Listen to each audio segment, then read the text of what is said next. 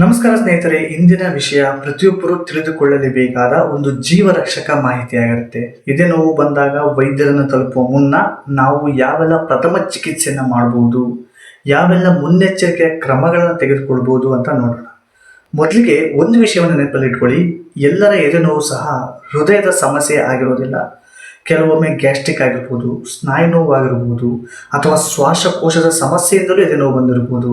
ಆದರೆ ಅದು ಹೃದಯಾಘಾತವಾಗಿರ್ಬೋದು ಅಂತ ಅನುಮಾನ ಬಂದರೆ ಎಂದಿಗೂ ಕೂಡ ಅದನ್ನು ನಾವು ನಿರ್ಲಕ್ಷ್ಯ ಮಾಡಬಾರ್ದು, ಅಂದರೆ ಕೇರ್ಲೆಸ್ ಮಾಡಬಾರ್ದು.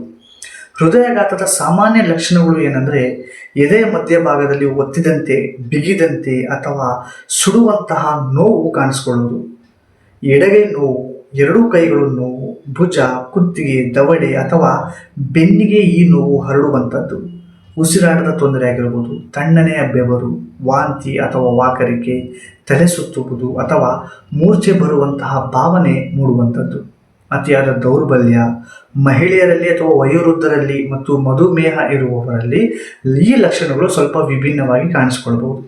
ಕೆಲವರಿಗೆ ಕೇವಲ ಉಸಿರಾಟದ ತೊಂದರೆ ಅಥವಾ ಅಸಾಮಾನ್ಯ ಆಯಾಸ ಮಾತ್ರ ಕಾಣಿಸ್ಕೊಳ್ಬಹುದು.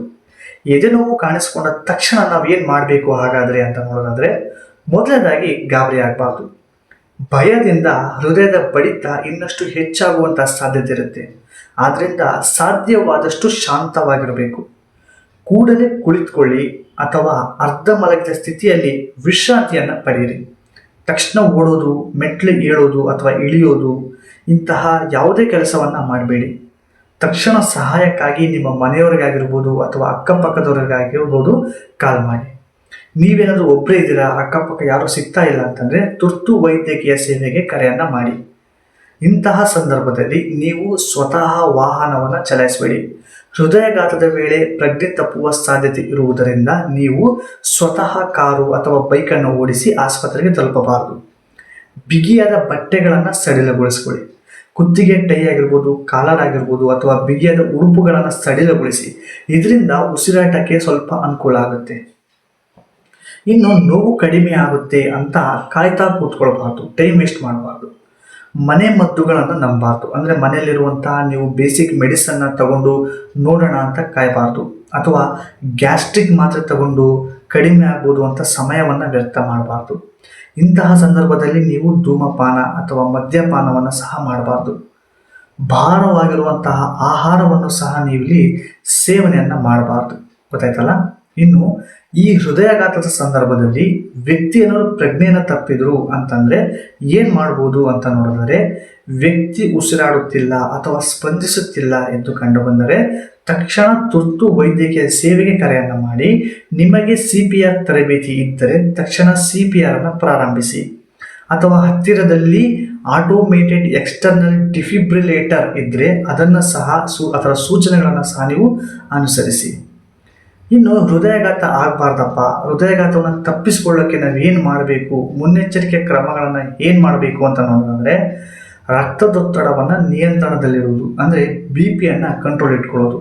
ಎರಡನೇದು ಬಂದು ಮಧುಮೇಹ ಇದ್ದರೆ ಸಕ್ಕರೆಯ ಮಟ್ಟವನ್ನು ನಿಯಂತ್ರಣದಲ್ಲಿ ಇಟ್ಕೊಳ್ಳೋದು, ಅಂದರೆ ಶುಗರನ್ನು ಸಹ ನೀವು ಕಂಟ್ರೋಲಲ್ಲಿ ಇಟ್ಕೊಳ್ಬೇಕಾಗತ್ತೆ. ಕೊಲೆಸ್ಟ್ರಾಲ್ ಪರೀಕ್ಷೆಯನ್ನು ಆಗಾಗ ಮಾಡಿಸ್ತಾ ಇರಿ. ಧೂಮಪಾನವನ್ನು ಸಂಪೂರ್ಣವಾಗಿ ಬಿಟ್ಟುಬಿಡಬೇಕು. ಮದ್ಯಪಾನವನ್ನು ಕೂಡ ಕಂಪ್ಲೀಟಾಗಿ ಬಿಡಬೇಕು, ಅಥವಾ ವೈದ್ಯರ ಸಲಹೆಯ ಮೇರೆಗೆ ಅದನ್ನು ಲಿಮಿಟೆಡ್ ಆಗಿ ಬಿಟ್ಟುಕೊಳ್ತಾ ಬರಬೇಕು. ಪ್ರತಿದಿನ ಕನಿಷ್ಠ 30 ನಿಮಿಷ ನಡಿಬೇಕು ಅಥವಾ ವ್ಯಾಯಾಮವನ್ನು ಮಾಡಬೇಕಾಗುತ್ತೆ. ಹೆಚ್ಚು ಹಣ್ಣು, ತರಕಾರಿ ಮತ್ತು ಪೌಷ್ಟಿಕಾಂಶವಾಗಿರುವಂತಹ ಆಹಾರವನ್ನು ಸೇವನೆ ಮಾಡಬೇಕು. ಸಾಕಷ್ಟು ನಿದ್ರೆಯನ್ನು ಮಾಡಬೇಕು. ಮಾನಸಿಕ ಒತ್ತಡವನ್ನು ನೀವು ಕಡಿಮೆ ಮಾಡಬೇಕು. ನಿಮಗೇನಾದರೂ 35ರಿಂದ 40 ವರ್ಷಗಳ ನಂತರ, ನೀವು 35ರಿಂದ 40 ವರ್ಷಗಳ ನಂತರ ಆರೋಗ್ಯ ತಪಾಸಣೆಯನ್ನು ಮಾಡಿಸ್ತಾ ಬರಬೇಕು.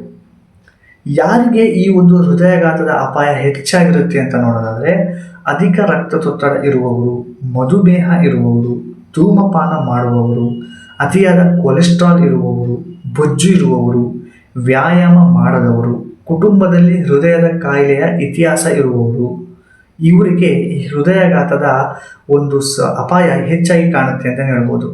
ಇನ್ನು ಕೊನೆಯ ಸಂದೇಶ ಏನಪ್ಪ ಅಂದರೆ ಸ್ನೇಹಿತರೆ, ಹೃದಯಾಘಾತ ಬಂದ ನಂತರ ಚಿಕಿತ್ಸೆ ಪಡೆಯುವುದಕ್ಕಿಂತ ಬರದಂತೆ ನೋಡಿಕೊಳ್ಳುವುದು ಅತ್ಯಂತ ಉತ್ತಮ ಚಿಕಿತ್ಸೆ ಅಂತಲೇ ಹೇಳ್ಬೋದು.